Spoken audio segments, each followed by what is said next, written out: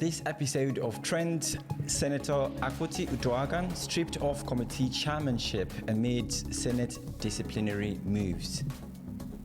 Hello again and welcome to Trends with LJE. I'm your host, Muhammad Eneye Sule, and you're welcome to Trends. This program is specified for dissecting leadership, economic and justice issues in Nigeria, Africa and the globe. You too can be a part of this conversation by dropping your comments on our social media platforms, Facebook, YouTube and Instagram at LJE Nigeria. And joining us today are development strategist Mr. Shedrach Oka, you're welcome to the studio, and barrister Munirat Adama of LJE Nigeria. You're welcome. Thank you for having me. All right, quite a crucial issue we have today. Senator Akpoti-Uduaghan stripped of committee chairmanship amid Senate disciplinary move. The senator representing Kogi Central faces further political woes as she has been removed as chairman of the Senate Committee on the Diaspora and NGO by Senate President Godswill Akpabio. This marks her second removal from a committee chairmanship since February 2025, when she was removed from the Local Content Committee. No official reason was immediately given for her latest removal, though Akpabio hinted at a broader reshuffle to ensure equitable distribution of committee positions. This development comes as the Senate initiates moves to amend its in-house rules, specifically the Legislative House's Powers and Privileges Act Amendment Bill 2025, aiming to introduce tougher disciplinary measures with specific durations against erring senators. This legislative push follows a federal high court ruling last week that questioned the legality of Akpoti-Uduaghan's 6-month suspension, stating that the act did not specify such a duration. The senator, who has been suspended since March amid sexual harassment allegations against The senator who has been suspended since March amid sexual harassment allegations she made against Akpabio and a heated confrontation over seat rearrangement is awaiting the certified true copy of the court judgment before officially resuming legislative duties.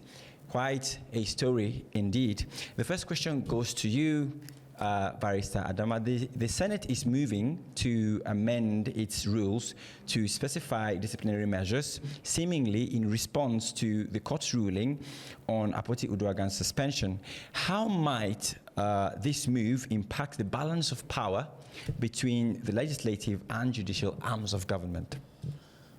You see, Mo, the way our politicians or our leaders in power operate, I don't even think market women or market people operate like that. They just come and they think that this thing makes me uncomfortable and they will just find a way to just go about it. Yes, the legislative has the power to reform anything within their internal affairs without any interference. That is very correct. But the question is the timing. The timing they are doing this. It looks more like they want to retaliate against the court judgment, or they want to just find a way to bypass the judgment given by the courts, which doesn't add up at all. So you did not do this disciplinary reform all the while until the moment the court gave judgment. And if this passed through, the implication is just this. In Nigeria, supposedly, or let me say allegedly, we say we operate the rule of law where there's just check and balance, meaning the judiciary will check, the legislature will check, the judiciary, executive, and so on and all that. If they go ahead to do this, for them to bypass this order given by the court, it means there will be chaos and anarchy between the three governments, and it will not be something that's good for the nation. Oh, well, thank you very much, Barrister. This question is for you, Mr. Shedrach. What are the broader implications for legislative conduct and accountability if the Senate can unilaterally determine erring members and specify punitive measures without clear and predefined legal frameworks? Well, let me start by agreeing with Barrister Adama, okay. Who said it is within the rights of the Senate to amend, their their rules, their rule books, to look at them. Of course, it is true. But the implication of what they are trying to do, I remembered Barack Obama, whose first election was celebrated across the black communities in the world. Yeah. That finally a black man has become president of the United States of America. When he visited Ghana, in one of his visits, I think he made this statement, either himself, I guess, made this statement and said, Africa don't need, strong men. They need strong institutions. What we see today are people demonstrating strength by themselves other than the institutions that they represent. The Senate, National Assembly, is not just, another arm of government. It is supposed to be the strongest arm of government amongst the three, and the judiciary, the executive, and the legislature, because they are the representation of the 200 million people. What they stand for is conveying the ideals of the people, the agitations of the people, is what they should stand for. But unfortunately, on this issue with Senator Natasha, what are they doing? You can see a pure desecration of our laws. Exactly. There have been judicial precedents before now as to discipline, issues of discipline with, lawmakers.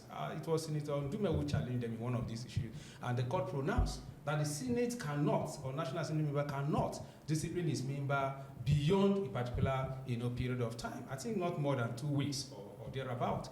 But this is 4 months counting. This is 4 months counting, and a week after the court has pronounced that Natasha should resume, and then they are carrying out all of these things. What is the broader implication? This is the same people who will sit down to scrutinize people that will be, in leadership position over our parastatals. They are the people breaking the law. They are lawmakers. They are the people circumventing the law. This is not acceptable in today's democracy. They are putting Nigeria to shame. It is very, very unfortunate that they're secreting the temple of justice by perpetuating all of this, tactically and technically going around it just to carry on their unlawful suspension of Senator Natasha as pronounced by the court. Yes, the court agreed that they have the right to discipline their members. Of course, that is the reason why they want to strengthen, their disciplinary measures. But may I say this, it will not start and end with Senator Natasha. Other people will also come up because we are evolving. This is dynamic, and of course it is organic. Other people will also, fall short of this issue.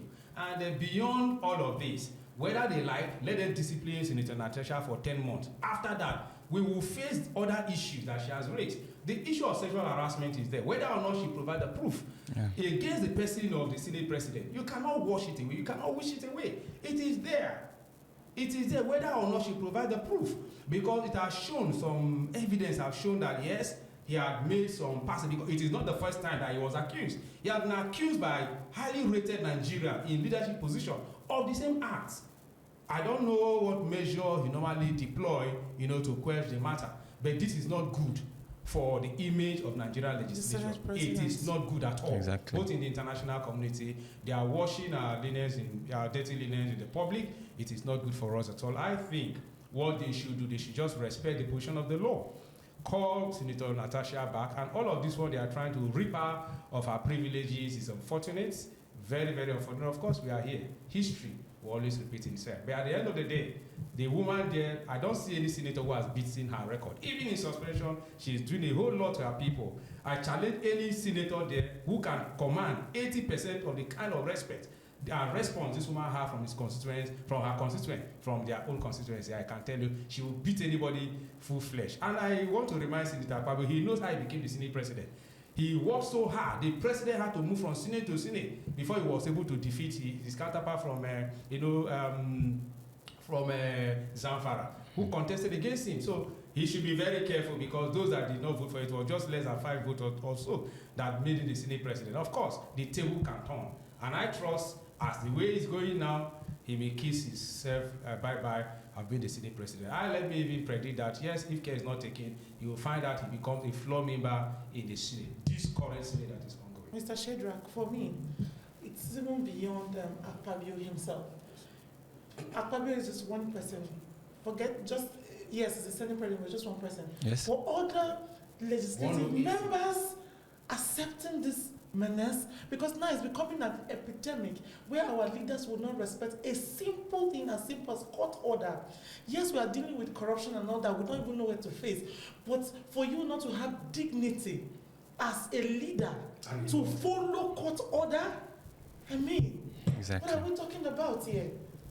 We should fear more that the whole legislative arms of government will come together, because only one Senate President cannot agree to do this thing.